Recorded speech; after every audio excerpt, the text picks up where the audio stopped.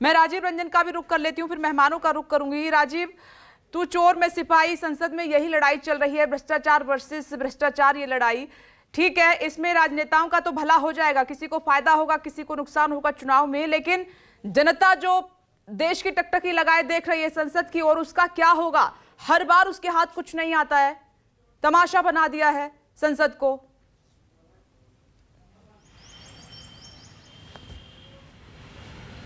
देखिए विपनेश, इसमें मेरी राय थोड़ी अलग है। दरअसल जनता को भी पता नहीं है, और जनता कतई से अपने जो उससे जुड़े मुद्दे हैं उसमें उसका कोई इंटरेस्ट भी नहीं है।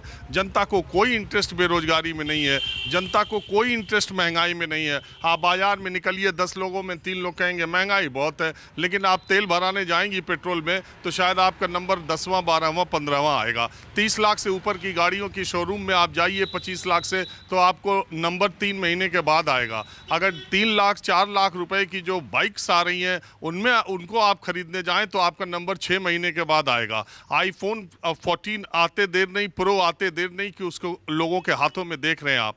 तो दूसरी बात, अलग अलग तरीके की बात है। कोई महंगाई बेरोजगारी ये कहने के लिए आपस में और हमारी चर्चा के लिए अच्छी बात है कि जनता के असल मुद्दे कब उठेंगे। जनता को खुद ही अपने असल मुद्दों में कोई इंटरेस्ट नहीं है। कब आपने देखा कि देश में 30-40 करोड़ बेरोजगार है? कब आपने देखा? अग्निवीर का अभी रजिस्ट्रेशन दूसरी सीजन का चालू हुआ है, आपको मालूम है 15 दिन से रजिस्ट्रेशन चालू हुआ और कितना खराब रिस्पॉन्स मिल रहा है। और कहीं आपने देखा अभी अग्निवीर की जो परीक्षा होगी, देश के कितने लोगों को ये पता है कि सरकार ने या रक्षा मंत्रालय ने या आर्मी ने ये सिस्टम बदल दिया है। पहले फौज में भर्ती के लिए आपको दौड़ना होता था, दौड़ में अगर पास हुए तो आपका मेडिकल होता था, और मेडिकल के बाद आपकी लिखित परीक्षा होती थी, तब आप फौज में भर्ती होते थे सिपाही के तौर पर। उसको इस साल बदल दिया गया। अग्निवीर की योजना में अब आपको रजिस्ट्रेशन कराना है, पहले लिखित परीक्षा पास करनी है, उसके बाद दौड़ और मेडिकल होगी। इसकी वजह से जो गांव देहात के किसानों के लड़के हैं जो 1.5-2 साल से दौड़ रहे थे कि दौड़ना ही सबसे पहली प्राथमिकता है फौज में जाने की,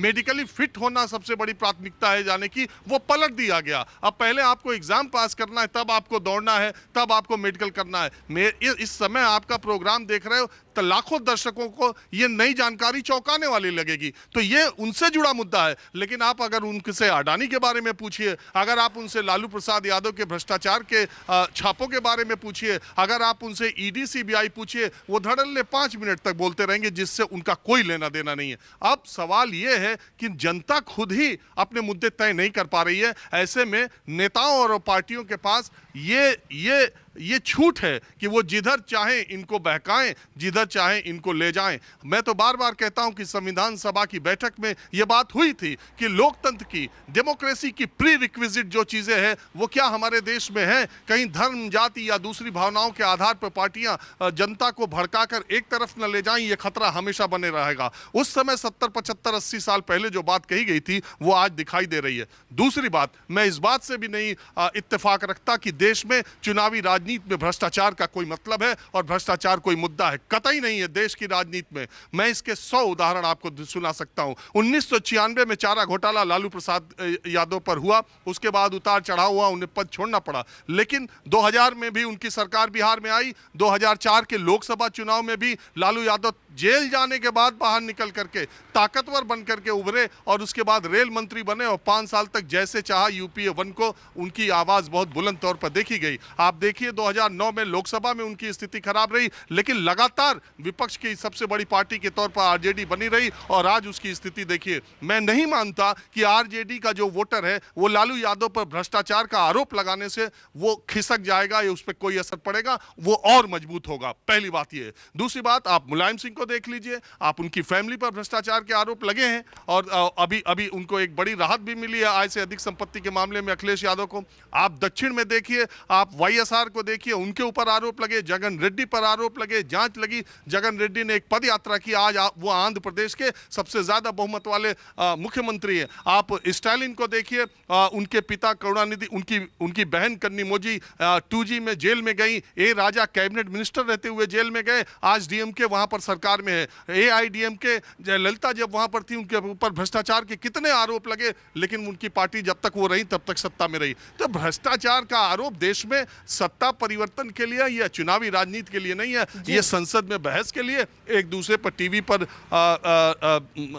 पर आरोप प्रत्यारोप के लिए बड़ी बात होगी। मूल मुद्दा यह है कि 2024 का इलेक्शन धर्म भारी पड़ेगा या जाति भारी पड़ेगी, जो पिछले 30 साल से भारत की राजनीति इसी के इर्द गिर्द घूम रही है। एक तरफ जब आप इस, और यह ऐसा नहीं है, ये सब संसद के सत्र को शोरगुल बनाने के लिए, हंगामेदार बनाने के लिए, अपनी बातों को रखने के लिए, जब आप कहेंगे कि बाकी भ्रष्टाचारी हैं, तो आपके ऊपर भी जब ये आरोप लगेगा कि आपके आने के बाद एक बिजनेसमैन बहुत तेजी से ऊपर बढ़ गया, तो इसलिए तो आप अगर उनको भ्रष्टाचारी कहेंगे, वो अडानी का मामला उठाएंगे। आप ईडी सीबीआई की बात करेंगे, वो इमरजेंसी की बात करेंगे। ये सत्ता अपने अपने तरीके से अपनी अपनी बातें रखेंगे। मूल बात यह है कि 2024 के चुनाव आने वाले हैं और ये सारा ताना बाना उसी के इर्द गिर्द बुना जा रहा है।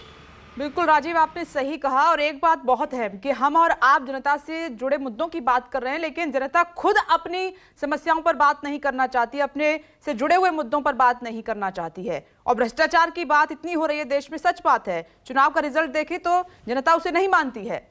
नमस्कार, मैं हूं मानक गुप्ता। अगर आपको हमारा ये वीडियो पसंद आया हो तो इसे लाइक और शेयर जरूर करें, और हां, हमें सब्सक्राइब और फॉलो करना ना भूलें, ताकि आप देश और दुनिया की कोई खबर मिस ना करें। तो जुड़े रहिए हमारे साथ और देखते रहिए न्यूज़ 24।